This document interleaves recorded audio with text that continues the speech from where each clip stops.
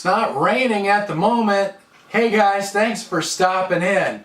I picked up a nice boneless ribeye steak at the store a bit ago, and it's kind of a break in the rain, so I'm going to try to sneak outside and cook it on my Weber kettle with my slow and sear accessory. I did cook one other steak on it so far, and with that particular steak I seared it first and then slow cooked it after, but this one I'm going to try to do the opposite and do the reverse sear. So let me quit talking and try to get out there and get it cooked before it starts raining.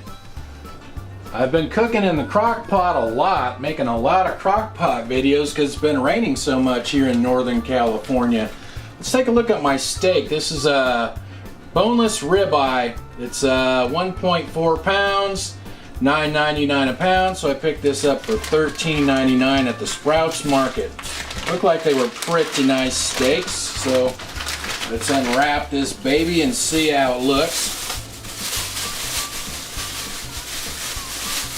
Oh yeah, there's something on there. I don't know what that is. Piece of bone or something.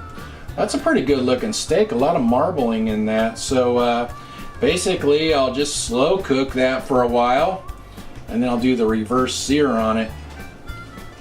I'm going to try seasoning the outside with this Java and spice rub that my neighbor, the Sonoma Spice Queen, makes. She buys all the spices and grinds them up herself and makes all the mixes and rubs. So that looks a little bit dry, so I'm going to rub a little olive oil on the outside just so the seasoning, the rub, will stick a little bit better. That's better. Now my rub should stick better. Just get this covered with this Java and spice rub. I'll put the link to the Sonoma Spice Queen in the description in case anybody wants to check her out. She's here in Petaluma, but I think she does mail order as well. Unlike most rubs, her rubs contain very little salt, so I'm going to sprinkle on a little bit of kosher salt as well on both sides. I better go get the grill lit because it's looking kind of dark outside. Okay, I think I'm all set here. I'm using Royal Oak lump charcoal. It's in the slow and sear, and I did put some water in the reservoir. I don't know if I really need it for steak, but it's pretty thick steak, so it may be on there a little while. I have a meat probe in my steak, and then I have my grill probe. So what my plan is to get the lid on there and cook this to about till the internal temperature of the steak is about 120 degrees, and I'm going to try to keep my grill temperature around 225 degrees Fahrenheit. So we'll be back when the steak is ready to sear. It's been 50 minutes and the internal temperature of my steak just hit 124 degrees. So let's see how it is. Well, that looks pretty nice. I'm gonna let those coals kind of get some air and oxygen and get going, and then we'll sear that bad boy. I'm gonna get this temperature probe out of the steak here.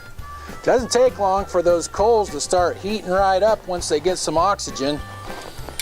Okay, you know what? Let's just go ahead and get that steak on there.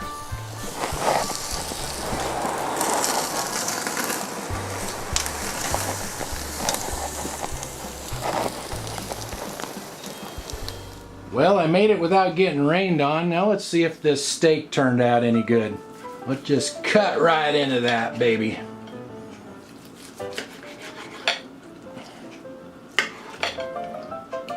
Gonna knock on my salad off the plate. Come on, little piece of fat hanging there. All right, look at that. There's how she looks in the center. Looks pretty good, don't it?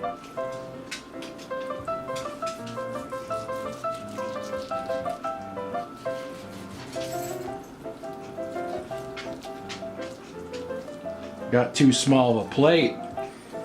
Looks cool, but it's hard to eat off of. Oh man, this is killer. Turned out nice and juicy, real good flavor. What I say, I cooked it for about 50 minutes, so I cooked it nice and slow. Has kind of a nice smoky flavor. It's really juicy. It's tender. Yum! I'd say reverse searing works pretty darn good. Hope you guys will give that a try. Thanks for watching, and I'll talk to you next time.